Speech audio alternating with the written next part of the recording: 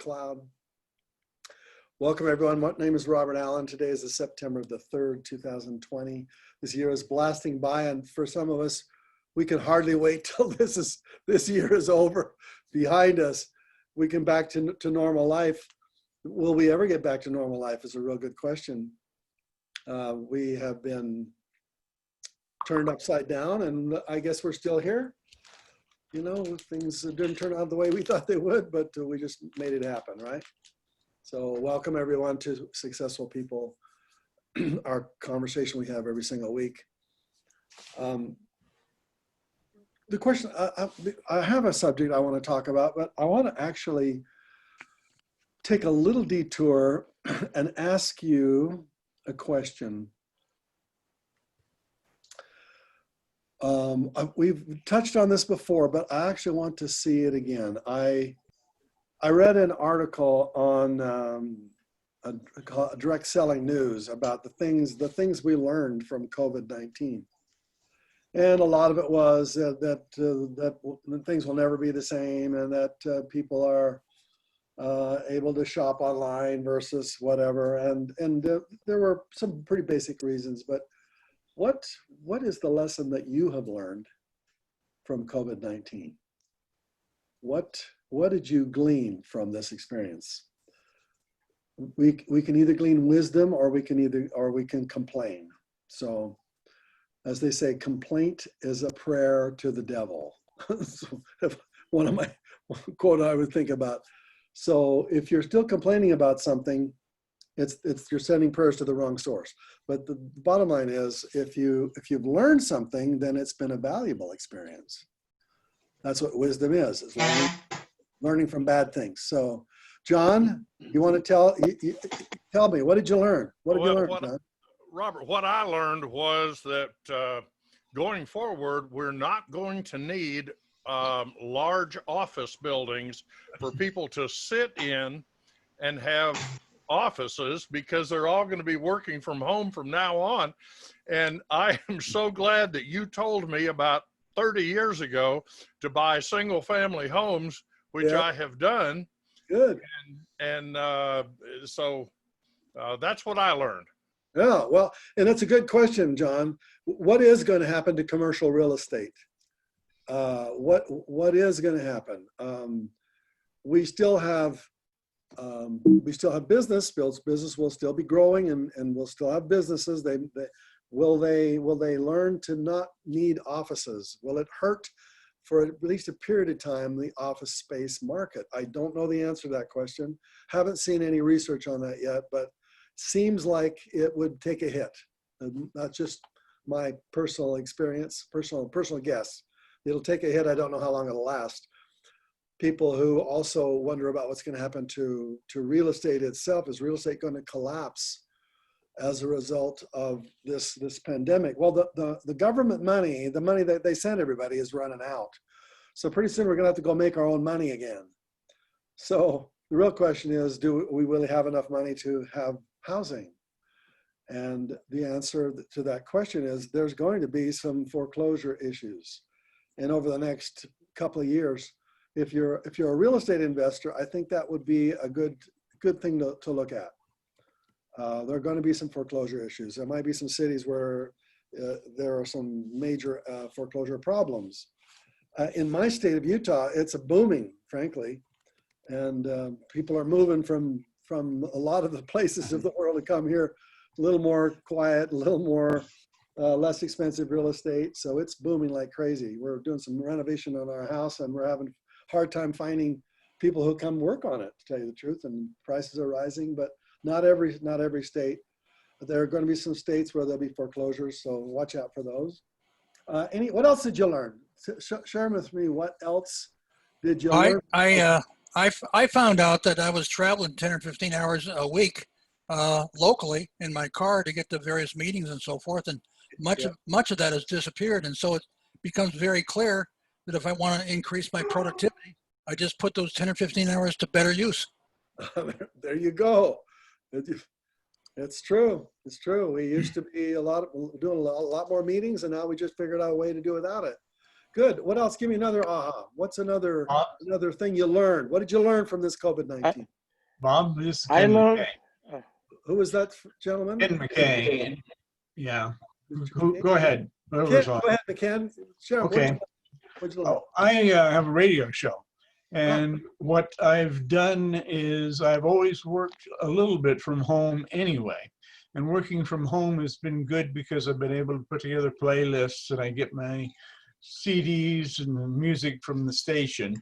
I've had to learn to get my music by myself so that I can continue the show. And not only that, but there are some people who cannot work from home simply because they have a 2-person show or a 4-person show. And so they have to work from the station itself. And everybody is feeling the pinch. I mentioned to a musician that I was feeling the pinch on the salaries type thing. And she said, you know, I never thought of it, but the DJs have troubles too, don't they? Yes, we do. And so we have to look at what's going on. And what I've done is I'm starting to work on Nick's Amazon programming, his marketing. And so when I get that done, I'll let you know how it goes. All right. Very good. Yeah, we have to pivot, don't we? Yes, we do. Sometimes you have to pivot pretty quickly. So what else have you learned? This is Werner. Yeah, Werner, what'd you learn? Mr. Oh my Everest? gosh, what is so reinforced by this COVID is the fact that we're all in this together. Yeah. And if we don't pivot and become one globe, we really are in trouble because, you know, we've really screwed it up so far. And we can't keep doing this. Yeah, absolutely true. Yep, great. Thank you, Werner. Appreciate that. What else? What else have you learned, somebody? Bob, What did COVID-19 teach you? yeah, Bob, I was going to share that it gives you an opportunity to focus because with everything going on, whether it's COVID, the presidential election, BLM, I mean, there's so many things going on. I found that so many of my friends have gotten distracted. They're not pursuing goals. They're getting involved. Not that you shouldn't get involved, but my mindset, I realized with all that I've gone through, I have to stay focused. And I do need to be involved as I need to be, but what do I want to see happen with it when this is done? Yeah. And I think I've learned I have to make a decision. I have to be focused no matter what's going on, because I do want to be successful in the end when this has all resolved itself somehow. Yeah. You look back over the last century, a lot of bad stuff happened in the last century. You can think of, we had First World War. Then we had the pandemic of 2018, or 1919, where 500 million people died, some ridiculous number. So then we had the booming 20s, and then we had the Depression. We had the Second World War. We had the Korean War. We had Vietnam War. And there are all kinds of major big events that really turn lives upside down. In any century, we are in the 21st century now. And we've got a pandemic on our hands here. The real question is, do we create during this time, or do we let it distract us, as Victoria was saying? And most people get distracted. They literally have been in a pattern, and they're in a habit pattern of the way life is. And then when it gets upended, as it has been for us this year, it takes a while for them to get productive again. And what Victoria was saying is true. No matter what's going on, you got to be productive. You got to create. You were sent to this planet to create. Period. So what are you going to create, right? Finally, what did you learn from the COVID-19? Anybody want to share their thoughts? Yes, Bob, I do. It's Tashi? Yeah, I think that more than ever, your whole thing of multiple streams of income is so important, because when I hear people say they're out of work and they can't find a job, there are a lot of things that people can do right online. I've always connected people with each other, but now I'm starting to do affiliate programs because why not? You know, if you've got the reach out there and you find what people like, it's easier to do an affiliate program than to create your own, although I don't think anyone should try from creating your own. But to do an affiliate program, if you like someone and you want to share who they are and what they do, it's a really easy way to do it. So there isn't anyone that can say, I can't find work. They just have to look. Yeah, that's true about multiple streams of income. It's one of the reasons why that book is will I had always something. popular. Everybody always needs extra streams of income. And when one stream dies, and as many of us here today, how many of you have ever had a stream in your life die over the last several months? Anybody had a stream die? I've had some streams die, but I'm thankful that I had other streams that actually got better. You know, so all right. Let's continue on our conversation we've been having about how did the Formats book come about, and why do we need to learn the lessons in that Formats book? So let me share with you the screen. Let's see. Can you see that? Yes. Yeah, we can see it. See the Formats? Yes, sir. Okay. Last week we went into conversation about where this book came from. What was the genesis of the book? And I shared with you last week that one of the reasons that I designed the book was to make it a tool that not only could a person learn easily, but they could teach easily. And I worked really hard trying to make it really, really simple so that an ordinary person could teach it really simply. Remember, I shared last week that one of the conversations that people have is when they're starting off a new business, there's a lot of doubt, a lot of fear, and a lot of worry, and a lot of anxiety, right? So the first map is designed to feed your dreams and to starve your doubts. See, you can only focus on one thing at once. So if you're focusing on building your dream, there's no room for doubt, because you only have space in your mind for one thing. You're either going to focus on the things you're worried about, or you're going to focus on the things you want, right?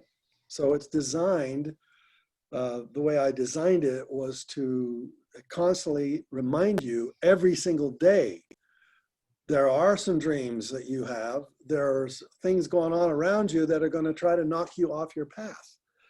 And they're going to be, a lot of that's internal. It's the doubts that you have. And one of my favorite stories I've heard me share many times, but I love this story. A farmer is going to town to get some more supplies for his farm, and he finds the wish fulfilling tree. And he said, well, that's a beautiful tree. And he gets underneath the shade of the wish fulfilling tree, and he says to himself, boy, wouldn't it be nice if I had a cold glass of water on this hot day? And boom, a cold glass of water appears in his hand almost instantly. And he drinks the water, and he said, that was cool. Where'd that come from? He said, well, wouldn't it be nice if there was like a banquet of food right here? Boom, there was a banquet of food. Unbelievable. And wow, because he was underneath the wish fulfilling tree. So I wonder, it'd be nice if I had a wife and a family, because I need some help on the farm, and I'm kind of lonely, and boom, he has the most beautiful wife, the most beautiful family, boys that can help him do with the farm work, and some girls that can help inside creating harmony. And he said, well, this is fantastic. Wow. And then he has this thought, I wonder what would happen if a man-eating tiger came out of the woods and ate me up. And immediately, a man-eating tiger came out of the woods and ate him up, because he was under the wish-fulfilling tree.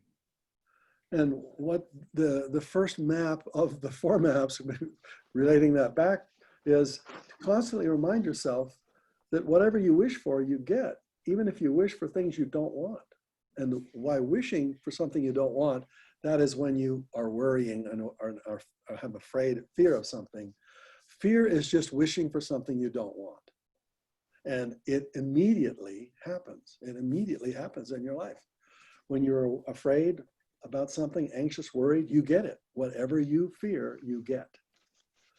How can that be? And well, it happens to plants a seed. And the seed, if it is constantly fed, it starts to grow. And as it grows, if you're worried about, if you're anxious and worried, and you keep feeding that, guess what? It eventually grows into reality. That's the power of our mind. So the first map is making sure to remind yourself constantly that you are wanting whatever you want, you get. So go make sure you know what you're wanting, right? Now the anticipation map is the second one, which we're going to spend the time on today. Where did this one come from?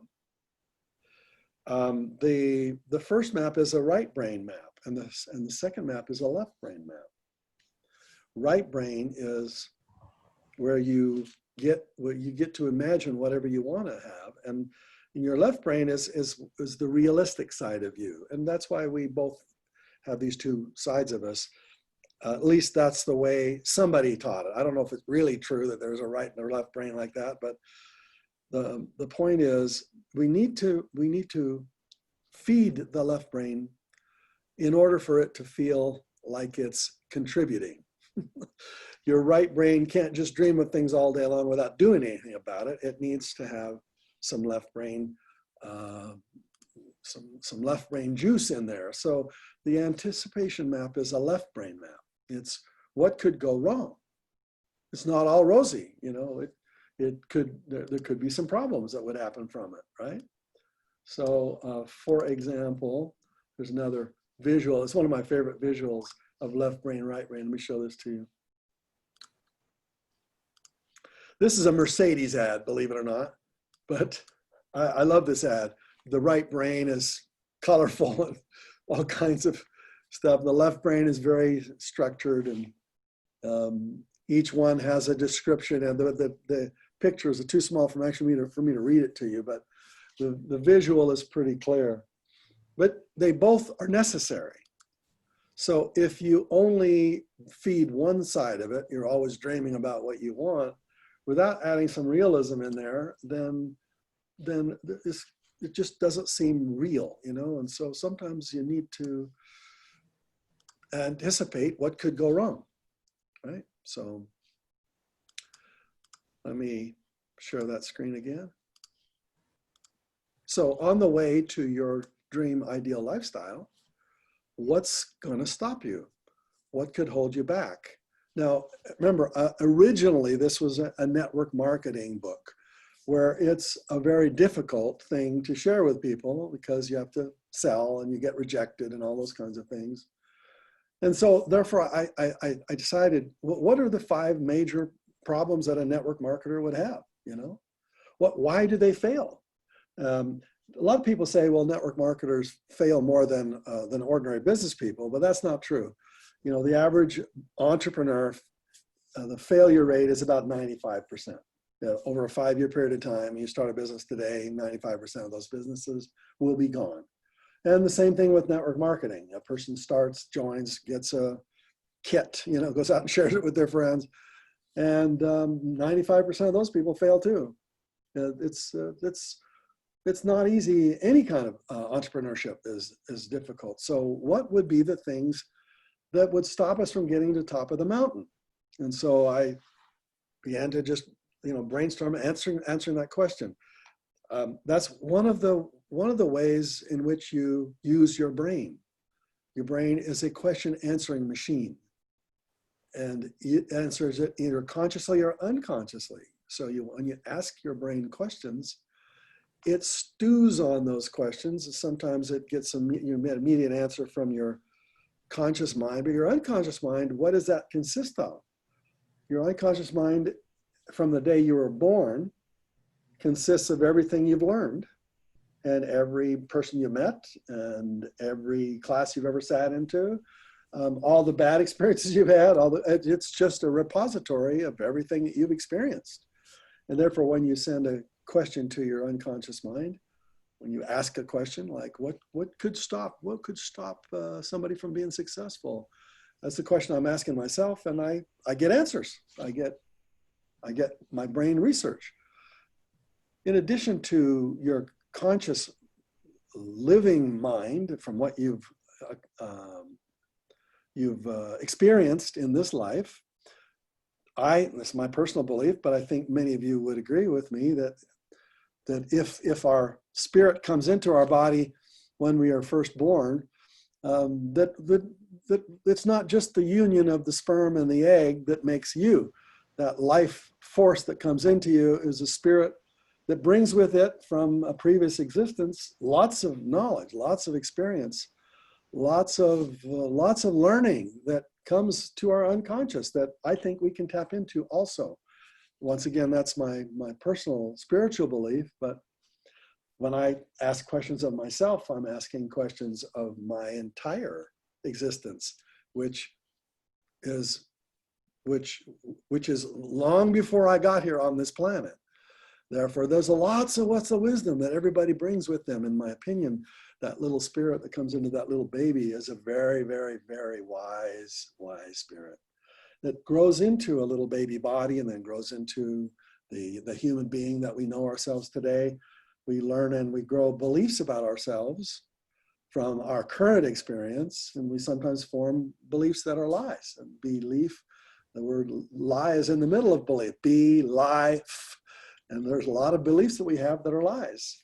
And so when I'm asking myself questions and research, I'm asking my whole self, like, what are the things that could slow us down? Now, there are a million obstacles that could stop us from getting to the summit of our life, our ideal lifestyle, where we're living the life we want without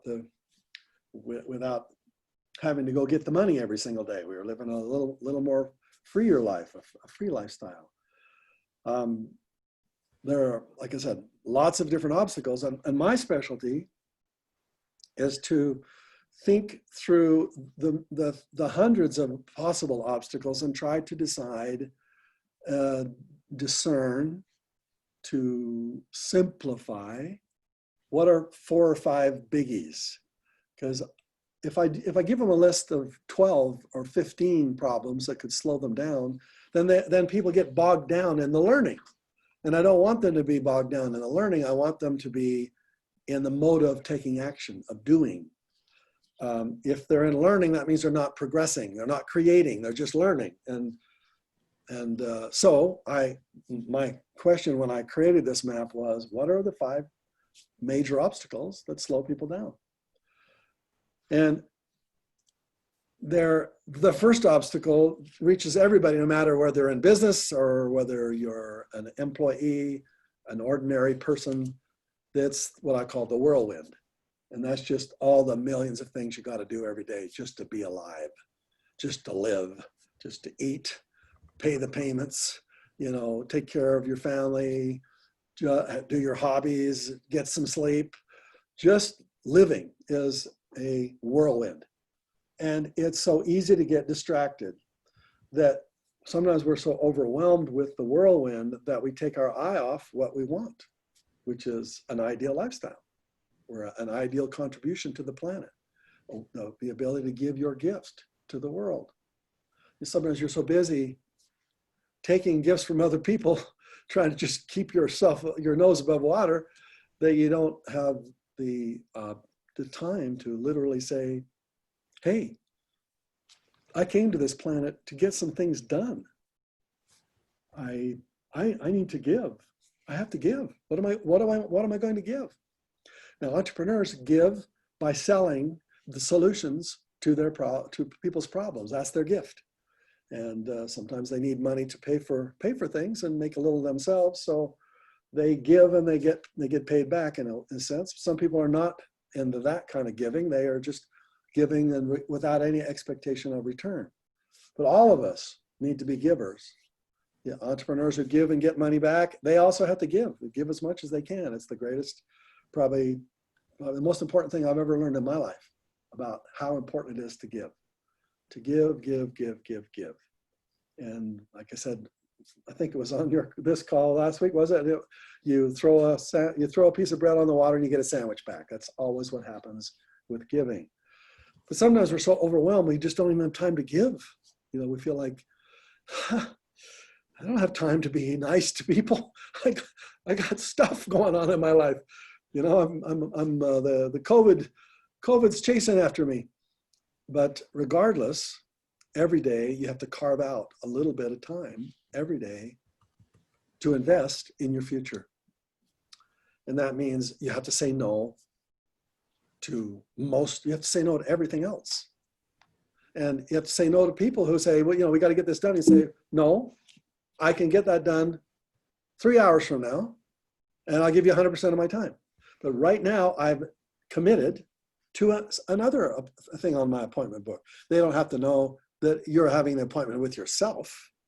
You've made an appointment in your appointment book with yourself. And you decided, I'm going to keep that appointment. And yourself is your future. You're going to plan what your future is like. You have to create income streams to make sure that it happens. You have to organize yourself to do the things that'll get you where you want to go. And it has to happen every single day. So that's the first one. And it's kind of an obvious one. Nothing really special about that. It just, the clock just was relentless. And we've just got too much stuff to do and we're overwhelmed, and it's just the way it is. Nobody's different. The second reason why people fail in network marketing or in entrepreneurship, especially if you're coming from a job and you're trying to launch a business, or you're trying to write a book, or you're trying to generate an extra stream of income, there's a learning curve that most people don't take into account.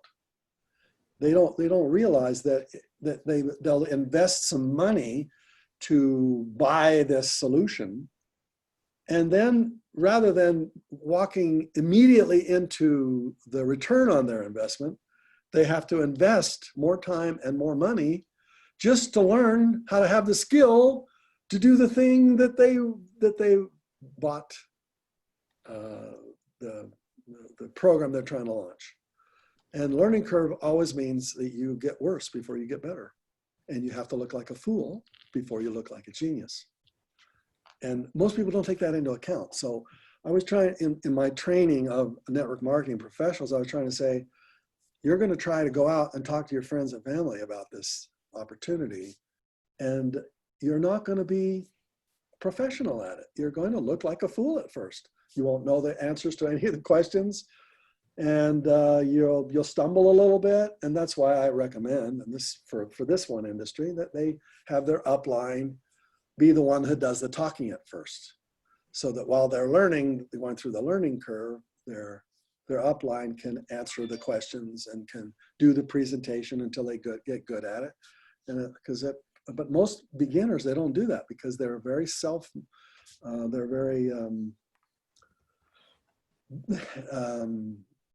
Americans are especially self-sufficient. We are very independent, and we very rarely ask for help. And therefore we launch off and try to do it by ourselves without bothering somebody else.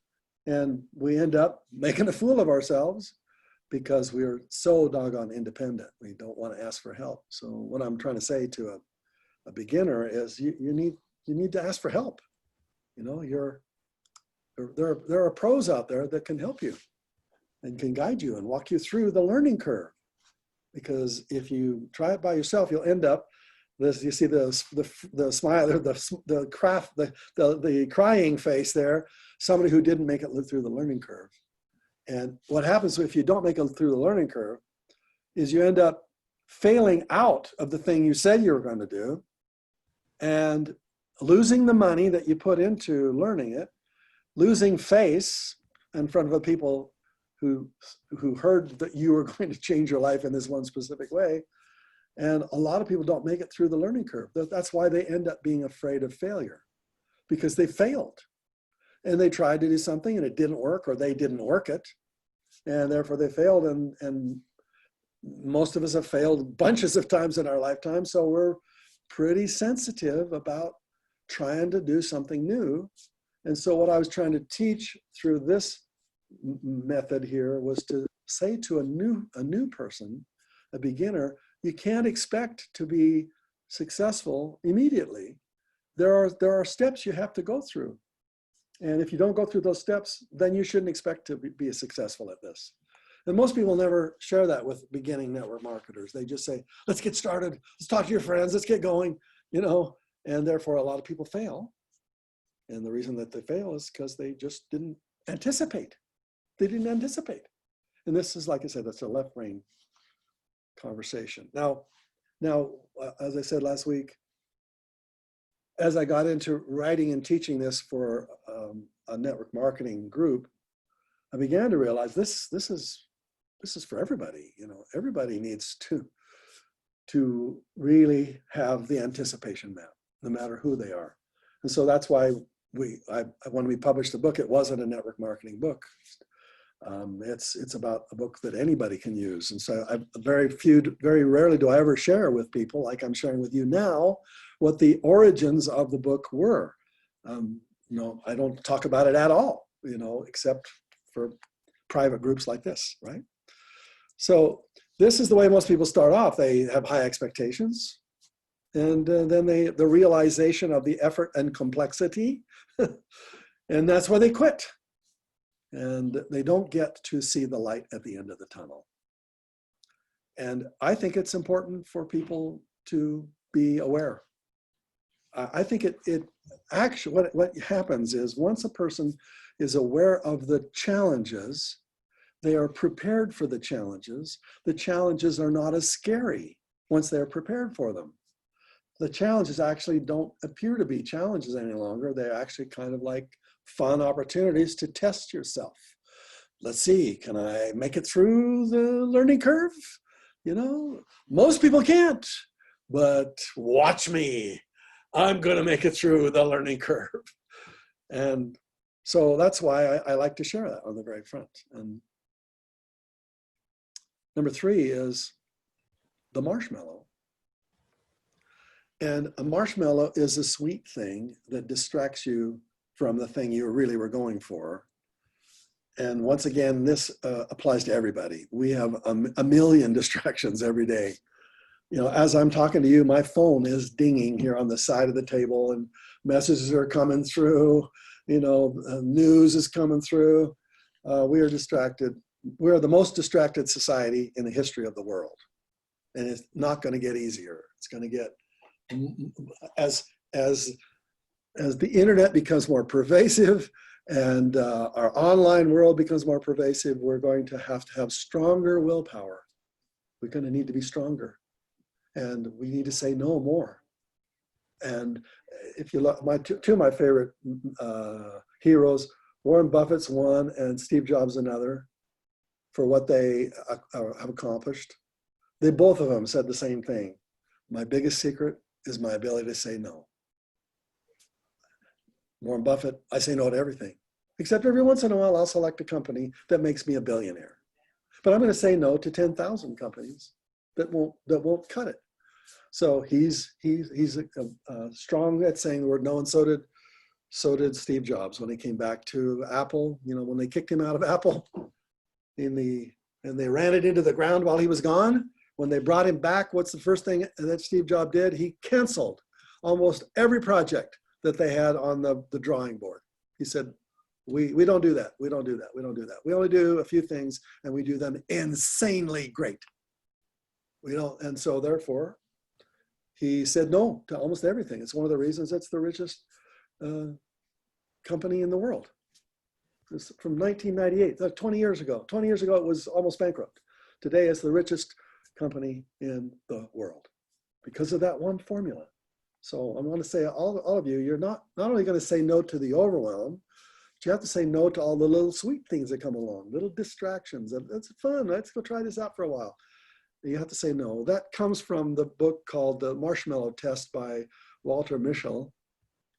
You've all heard of this test, and this is the book that he wrote about it. He wrote this probably 35 years after the test that he did. And if you ever have challenges with self-control, this is a fun book. I really like this book a lot. He did some testing with little 5-year-old kids in late 60s, and they tested like 500 kindergarten kids by putting them in a room with a marshmallow, 2 marshmallows, 1 marshmallow on a plate in front of them, and then this researcher left says, "I'll be right back, but if I come back and you haven't eaten the marshmallow, I'll give you 2 marshmallows."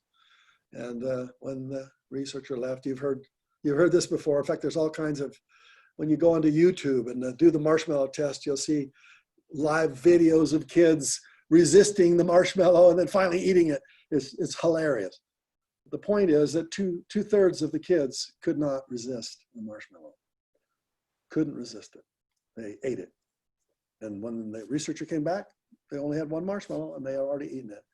But 1/3 of the kids did whatever they had to do. There were strategies. They distracted themselves. And when you watch the kid trying not to eat a marshmallow, it's hilarious. But 1/3 of the kids didn't eat the marshmallow because they had a certain kind of, either it was a strategy or it was willpower or whatever. But willpower is overrated. Willpower is, we could spend a lot of time talking about that one, but the point I'm trying to say is, do you have the ability to say no? I want you to test yourself this next week. Somebody asks you to do something, say no. Most of the time, people are used to us agreeing to everything that and you say, "No, not now. Forgive me. Can I do it later? I've made a schedule I'm scheduled. Don't tell them it's with yourself. I'm scheduled to XYZ. Say no. Say later. Procrastinate. Procrastinate everything that's a low level on your to-do list or on your to-done list. Procrastinate everything. Because if you do, then you end up doing lots of little things and they don't amount to hella beans. So you need to do big things and get them done. Check them off your list. Get the big rocks in your jar first, and then you can put the sand and the pebbles and the water in later. And in this case, these kids couldn't resist it.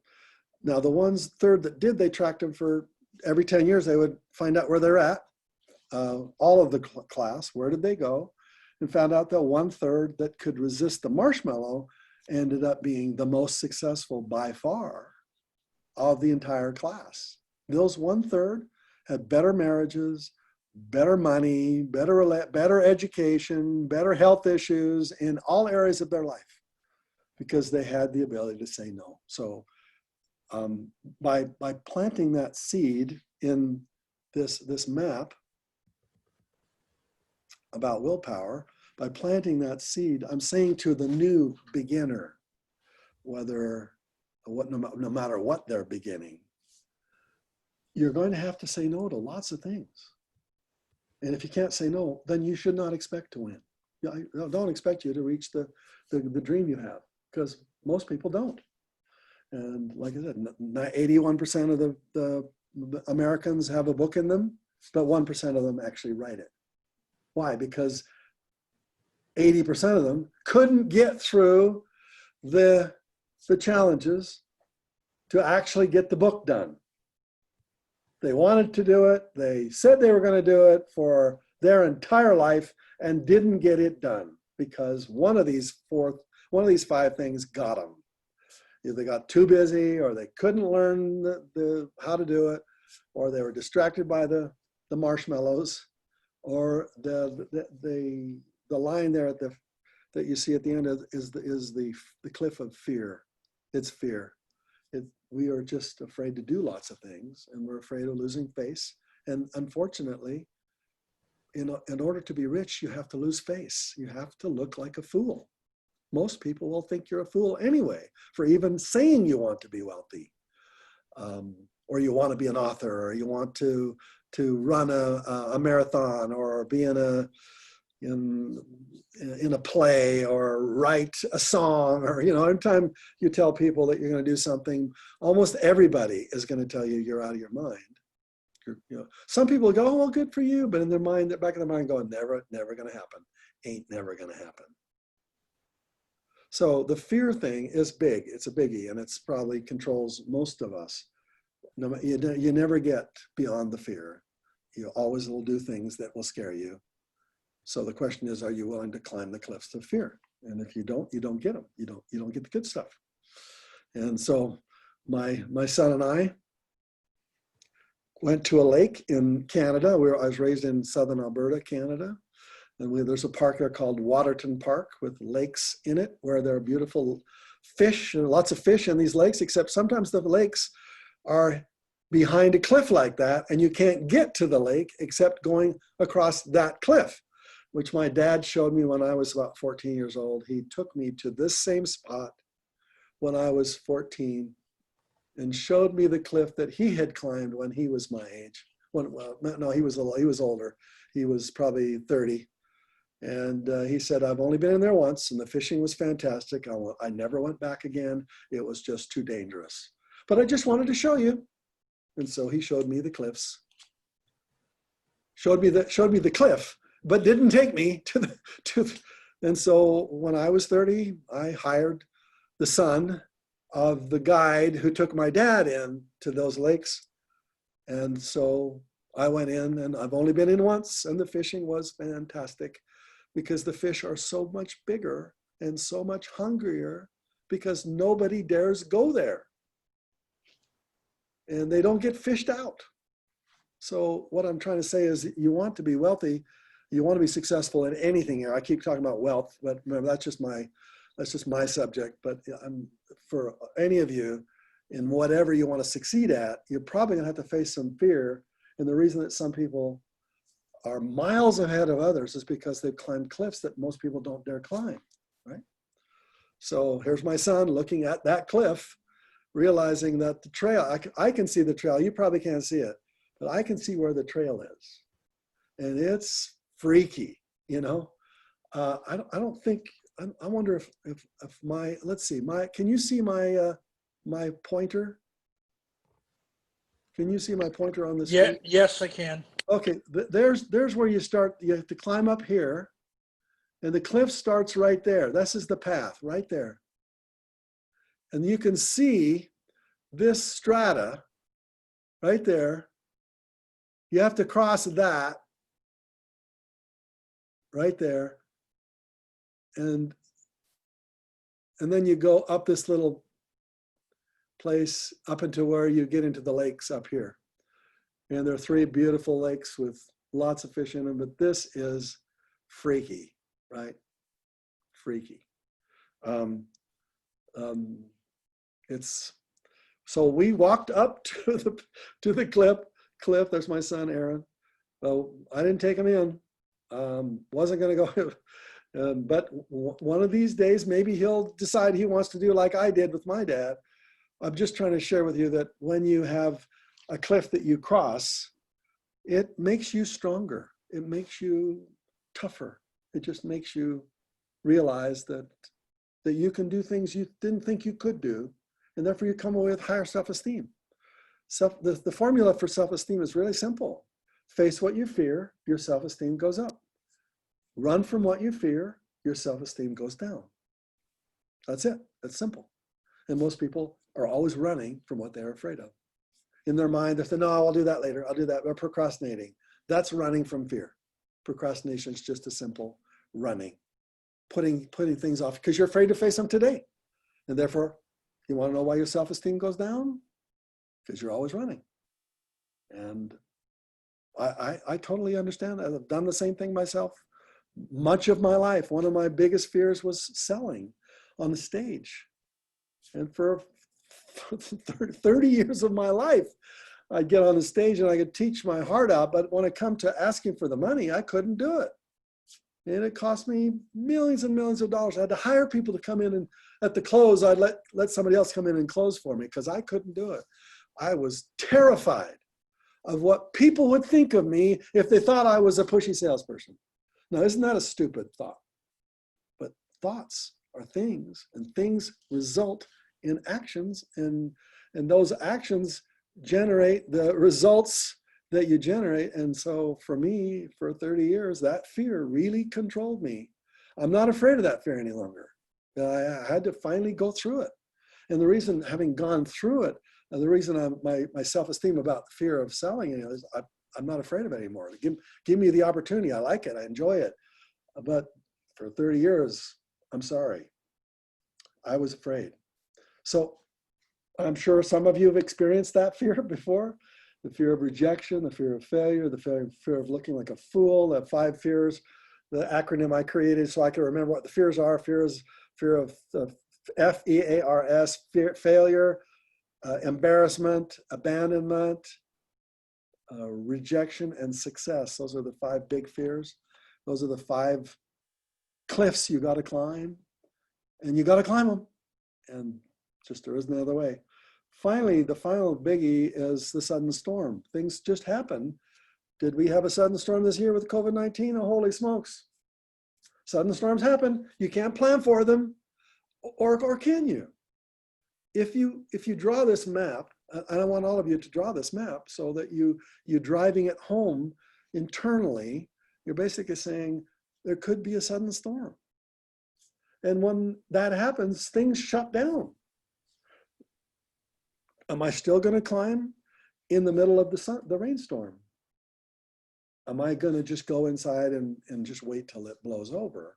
And what I'm trying to say to all of you, can't wait till it blows over. You still walk during the storm. You still climb your mountain during the storm. Look at all the real successful people, and you can go back to the episodes of the ups and downs of our economy, and you'll find that a lot of the greatest success stories came because of the storm, not in spite of the storm, because of the storm. And therefore, you have to welcome the storm. You have to go, oh, sudden storm, sudden storm. Yeah, so got to still keep climbing, right? So these 5 simple descriptions drawn in a way that anybody can draw them.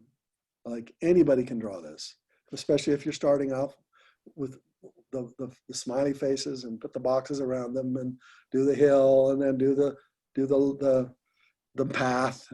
It's easy to draw. What it does is it reminds you when you draw it that you are a hero for doing this. Heroes do things that ordinary people won't do. Ordinary people are overwhelmed and they won't climb during overwhelm. They'll say, I'm overwhelmed. They won't go through the learning curve. They won't make it through. They're distracted by everything. They'll brag about being afraid. Sudden storms come along. They blame their failure on the sudden storm. They give an excuse. These are all excuses. 5 big excuses that ordinary people give for not winning. I'm overwhelmed. I don't know what I'm doing. I'm just too distracted. I'm afraid of doing it. I lost my job. I got sick. My spouse left me. Whatever the sudden storm is, and there are a million different varieties, but winners, they climb no matter what. They don't let this stop them, period. So back to the original writing of this, it was for beginning network marketers launching a new small business. And I wanted them to realize, do you think it's going to be easy? I'm not going to tell you this is going to be easy. I'm actually going to tell you just the exact opposite. And most people, the reason that a lot of people fail is because they've been enrolled under the assumption that it's going to be so easy. And I'm just the opposite. I'm saying, give me a break. This is going to be tough. So do you want to do this or don't you? Because if you don't want to do this, I don't want to be your mentor.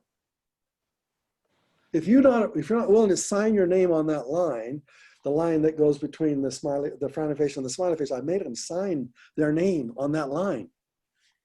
And I want all of you, no matter what you're decided you want to succeed at, take your finger on your screen and sign your name to that line and saying, nothing's going to stop me. As a matter of fact, there are things that Robert didn't explain. There'll be other types of challenges that I haven't thought of that you might have thought of. What other challenges are there, you know? Maybe I didn't mention your particular challenge, but by signing your name there, you go, I'm going to make it through, period, whatever. Nothing's going to stop me, nothing. And I look back on my life, on the times when I failed and some of these issues happened. All of these things have stopped me at one time or another on something I was working on. But the big ones that when I got through, I just chunked down into low gear is what I did. And life went upside down, lost everything, bankruptcy, had to start all over again. My dream was still there. I just went into low gear and into even lower gear than first gear. I went into low gear, but like just put one foot in front of the other every single day. Life is chaos around me. Creditors are calling. It's just not fun, but every day. Got to write a few words in the book. Got to teach a little class, whatever it happened to be. And then finally, when the worst is over, I can come out of low gear. I can go into first gear, you know, and then eventually it starts to be third gear, and then you're into overdrive. You're going as fast as you can want. If you're stuck, any one of you here today now in one of these things or another one that I haven't mentioned, you have to go into low gear and just go every day, in every way, I'm getting better and better. The old saying goes, every day I take steps towards my ideal lifestyle. This is what I want. Nothing is going to stop me. Nothing, nobody, nothing. COVID's not going to stop me. Nothing. None of one of these 5 things is going to stop me. None of them. I'm a hero. I want you to be a hero in advance. When I run through this example with a beginner, I say, do you want to be a hero or don't you? Because this is what it's going to take. When you reach ideal lifestyle, you will be a hero. You'll look down the mountain to where you came and you go, wow, I did that. I can't believe it. There are times in there I wish I'd given up, or I thought I was going to give up. And you look down the mountain, you see the place, you see the cliff, you see the hill, you see the rock, you see where you fell, you see the mountain, and you go, oh, almost gave up there, but just kept putting one foot in front of the other. Just what I had to do. So when I see really successful people that are living their ideal lifestyle, that's why I respect them so much.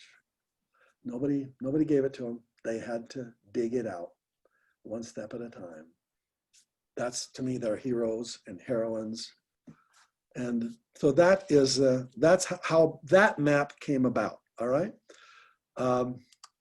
We've come to the end of our time here today, but I'd like to have you share with me any thoughts, ahas, questions you might have. I'm here for you. If you have a new kind of challenge, a broad type of challenge, I gave you 5. If you have another one you want to share with us, that'd be fun. Hey, Bob. Anything, it's your time. Questions, thoughts, put them in the It's chat. Ken here from Dublin. Yes, who's that? It's Ken here from Dublin in Ireland. Con, what time is it there? Oh, it's 11 p.m. It's bedtime here. 11 p.m. There you go. Goodness. I think just to share, Bob, what's going on and that in relation to the COVID, it's literally, it's kind of, it's not what happens in our lives. It's what we do with what happens that makes the difference and how we respond to that. Ultimately, we've got free choice on how we respond to that. And our creator will take care of us and take care of it eventually. Yeah. And you know, Bob, I've been studying your stuff for many, many years, and you've been kind of preaching about get to work from home and become financially independent and you have this free lifestyle. Yeah. And I just want to say 100%, it works.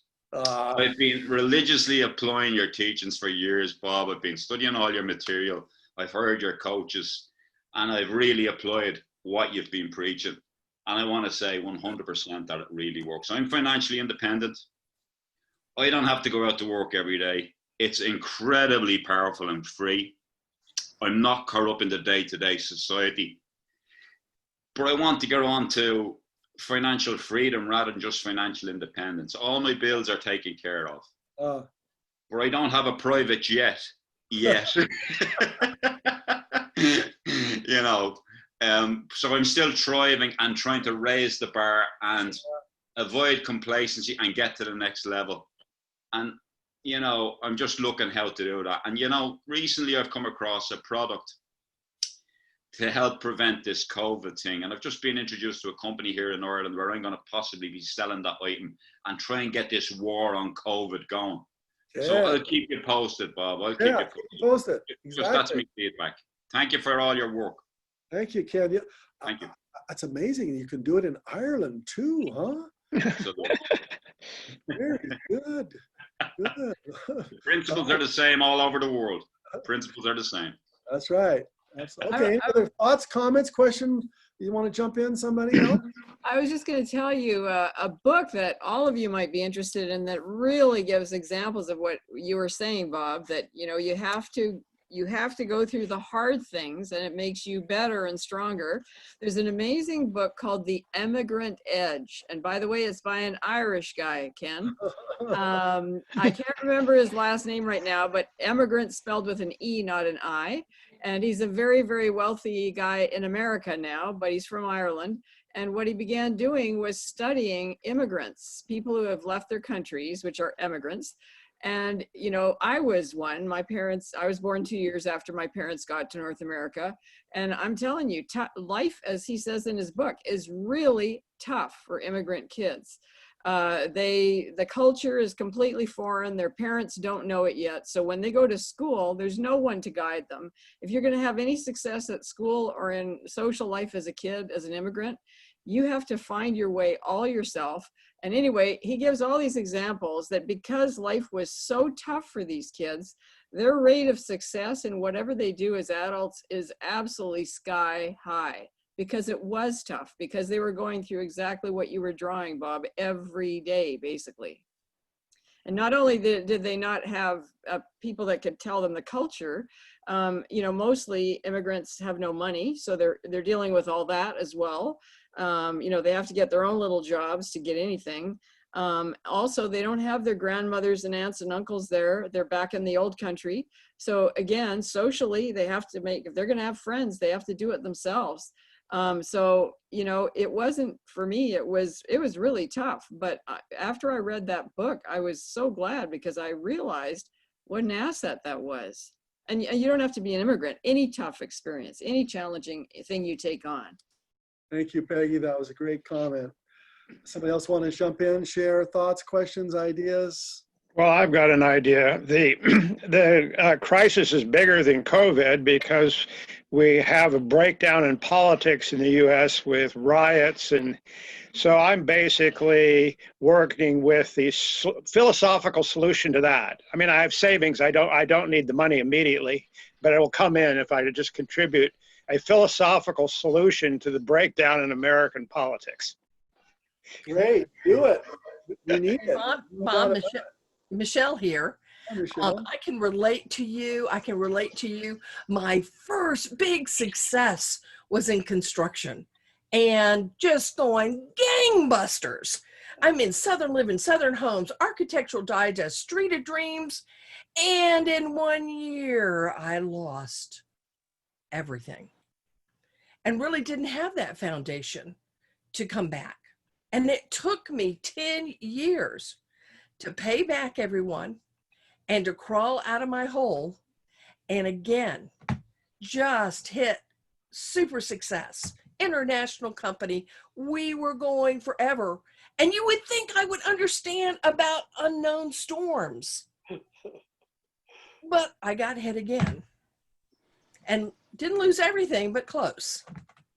So the third time has been a charm. And the third time has been a charm. And those lessons you are teaching right now, anybody who's feeling like they're a failure or they just can't do it, listen to Bob. Listen to him. One foot in front of the other. Keep aiming towards your goal, and you too can be successful. Thank you, Michelle. The author on the cover of her own book. Yes. That's an inside joke for some of you. Good. Anybody else? Any other thoughts, comments? I have one. Yes, Jim? Yeah, thank you very much. I really appreciate this day. I think it was really awesome. My situation is I was doing quite well financially. I've been working hard at it, getting where I'm at. I'm still doing okay financially, but a storm has come into my life. I'm looking at divorce, and it's going to be a hard hit. And so I feel myself just kind of lost and procrastinating and just hurt, and all these things happening at once. So I'm now reaching out, just asking for any advice to how to get through that type of storm. I'm gonna go to pay the phone bill, and then I have something there, Bob. Neilo, is it? This is Neil. Neil, hi Neil. Yes, I spent 22 years of my life being a crisis worker with psychiatric crises. And I also spent time in Japan, and the Japanese character for crisis turns into opportunity. And even with those that are thinking that life is over, it's time to end it, if you give them a step and they get to choose the direction and they get to choose the action, that overcomes some of the deepest feelings of disaster. And I find in the COVID, the same sort of thing. I mean, I lost most of my hearing in the military when a window blew out at 40,000 feet. Well, what do? You better learn to read lips. You better learn to study with an incredible focus that doesn't use the auditory. So often it's, here comes the storm, but then why don't you learn to dance in the rain? And I'm a dancer for many, many years. And when the storm hits, I happen to live in Kansas right now, and they have some incredible storms. Sometimes I go out and dance literally in the rain to remind me and motivate me to take care of the tough times in a different way, because it's an opportunity that I didn't have as a kid to play out in the rain. You know, and I'm in my almost late 60s, and I get a chance to go do that as a choice. And it reminds me that so many things that we see as disaster can be turned into an opportunity, but it takes the willpower and the new vision. Yeah. And I think COVID has created a lot of new visions. Yep. Where to go, Jim, one step. About your, can you see living without your spouse somewhere in the future, having gone through the storm you're going through now? Can you see the rainbow on the other side somewhere? Well, I can see that that's probably likely what's going to happen. I mean, you know, it's dealing with mental illness on her side, and it's just, you know, I've tried for years, and it's really rough, and it's hard on my children, and so it's just compounded. And so I don't know. I mean, like, the future is unknown, but yeah, it doesn't look great. I can tell you that, you know. But I mean, can I get through it? I can get through it. I mean, but I'm not going to like it. Well, I want you to go over top of that wall of the challenges you're going to go through now. What, just say on the other side, what does it look like when all of it's behind you? San Diego. So you say, well, I know I'm going to go through this hard time. It's going to be rough, but I'm going to reach a place somewhere in the future where that will be behind me now. I need you to imagine that every day. Just put some of your investment, some of your time on that. What does the future look like for my kids? For her? What is a place where things have been more resolved in somewhere in the future? This morning, I woke up. That makes a huge difference. Yeah. I'm alive. I can get up and do something. Good, yeah. Good, Neil. I think that makes a huge difference. And then, of course, seeing the rainbow on the other side really makes a difference. Thank you, Neil. Hey, Sam, that's quite a mustache you got there. Holy smokes. How long have you had that mustache? Well, I've been living it with it my whole life. Your whole life? Bob, 1986, San Diego. I'm the guy that you gave a t-shirt with the little plastic fingers on it that said, "Get a grip." Yeah, I was the one that broke 5 boards. I was the sickest guy in the room. You fixed me. Oh. You and Don Wolf. Yeah. Oh, wow. Yeah. That was a while ago. Yeah. But I want you to know your 1979 book has given me a career. I'm 63 now, and I've been flipping houses ever since I read your book. Awesome. Well over 800 of them, by the way. Oh, yeah. Sam, you need to let me know that. I'm up in Montgomery doing it some more now, Montgomery, Alabama. I just had to say hey to you. I watch you every Thursday, and I finally broke the ice and said, let me say hello. And, Sam, you can always email me your story, will you? author@robertallen.com. Let's communicate. Tell me some more about that story. author@robertallen.com. Okay? Sam, congratulations. 800. Wow. yeah, let me tell you what else, Robert. I'm watching you now because I wrote a book. I've written several books, but I haven't launched any of them. I don't know what to do next. Well, and you do. Yeah, they're good books too. They're fantastic books. It's called The Wealthiest Miner and Tommy the Knocker. It's a nice little story about the mining industry. I'm Gold Rush Sam, by the way. Yeah. I narrate the stories. There you go, Sam. Well, so I'd like to get together with you in the near future and follow up on that. Email me and we'll talk some more. Congratulations. What is your email, Bob? author@robertallen.com. Robert Allen? Author. Author. Author. AUTHOR. Author. Okay. robertallen.com. At robertallen.com. Okay. You don't mind if I send you a copy of my book, do you? I will actually throw it in the garbage. I want nothing to do with it. Of course I want to do that. Okay. UTHOR. Of course I want it. Of course I want it. Absolutely. Yeah. Right, any other thoughts, comments, questions? I had a comment. I wanted to say something. Robert? Who is I that? was just going to share quickly that I love that you fully presented the fact that your ideal lifestyle will be hard to get to. But if you face that truth, it actually isn't that hard. I mean, it'll be hard, but instead of just only holding on to idealism without the challenges to get there, right, not going to happen. But embracing the difficulties because they'll get there. It just kind of it's almost like a breath of fresh air in a very weird way. So thank you for sharing that, and even Michelle sharing hers. And I have very similar stories. I think I emailed you last night about it. So I'm looking forward to embracing that and really sharing with you the successes that come with it in the future. You're welcome, Victoria. All right, everyone. You're awesome. You're amazing. You're fantastic. So are you. Have a wonderful day, everyone. Thank you. Thank you, Thank you, Bob. Same place. Thanks, Bob. Stay safe. Thank you, Bob. Bye. Thank you. Bye-bye.